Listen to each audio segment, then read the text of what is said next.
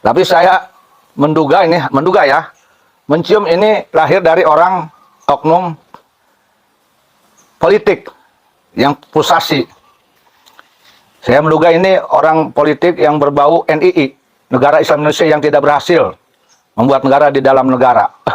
Tetapi kemudian dia merubah jubahnya, seolah-olah dia itu seorang ulama. Ini dugaan saya mutlak ini politik dibungkus agama. Ini menarik ya. Saya lihat nih di video ada orang yang salat Idul Id tapi campur dengan perempuan.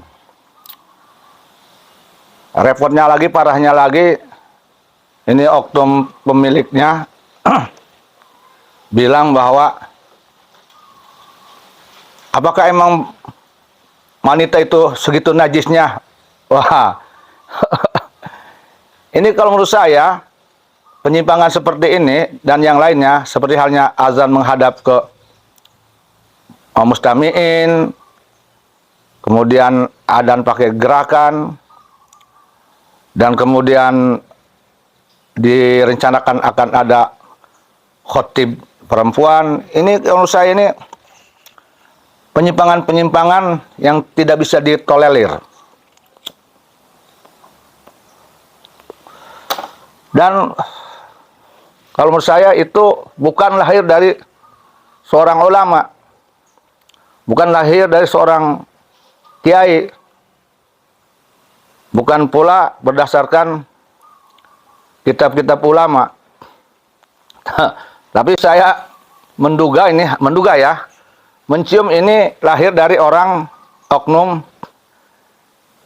politik yang frustasi. Saya menduga ini orang politik yang berbau NII, Negara Islam Indonesia yang tidak berhasil membuat negara di dalam negara.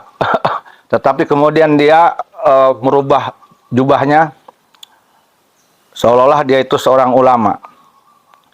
Ini dugaan saya mutlak ini politik dibungkus agama. Ini bukan dalil kalau menurut saya, bukan lahir dari dalil. Ini lahir dari akal yang nafsu, cocokologi ini. Nah, kentara sekali ketika oknum tersebut bilang mengomentari tentang jemaah orang yang sholat laki-laki dicampur perempuan. Prinsipnya dia bilang, apakah senajis itu perempuan? Ini produk logika yang salah. Jadi bukan dalil tapi logika. Seolah dia itu logikanya paling pintar, paling cerdas. Padahal itu sesat kalau menurut saya. Logika sesat. Ini ulama atau bukan yang ngomong nih?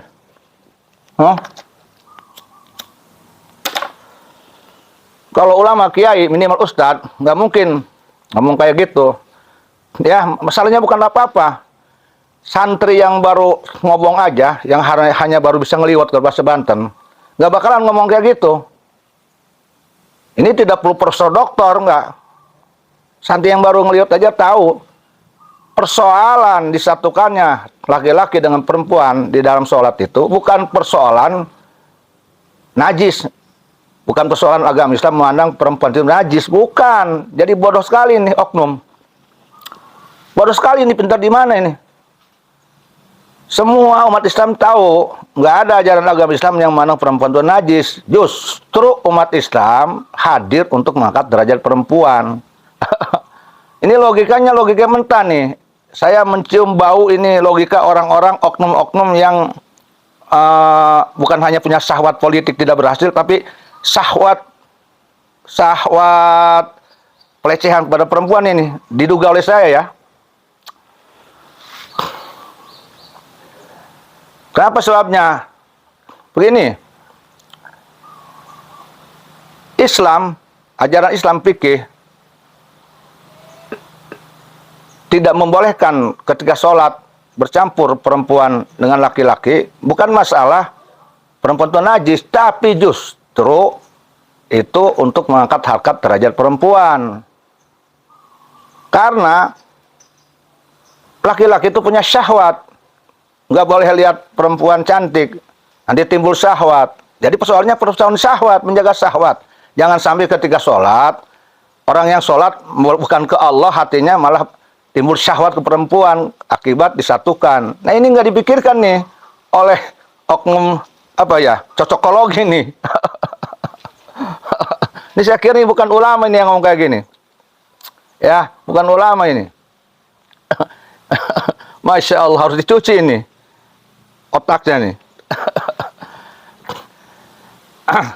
Kenapa sebabnya di agama kita ini kalau sholat tuh perempuan ada di belakang, bukan menjadikan perempuan itu dijadikan golongan yang direndahkan atau dianggap najis. Justru agama Islam hadir itu sebagai bukti mengangkat derajat perempuan agar perempuan tidak jadi barang lecehan laki-laki. Karena kalau disatukan perempuan dengan laki-laki ketika sholat, ada laki-laki yang mata buaya, ya, buaya darat, ya, yang hati mesum, syahwat mesum, itu bukan sholat, nanti malah tertarik kepada perempuan tersebut. Nah, khawatirnya nanti setelah sholat, perempuan itu diincar, nanti dia lecehkan.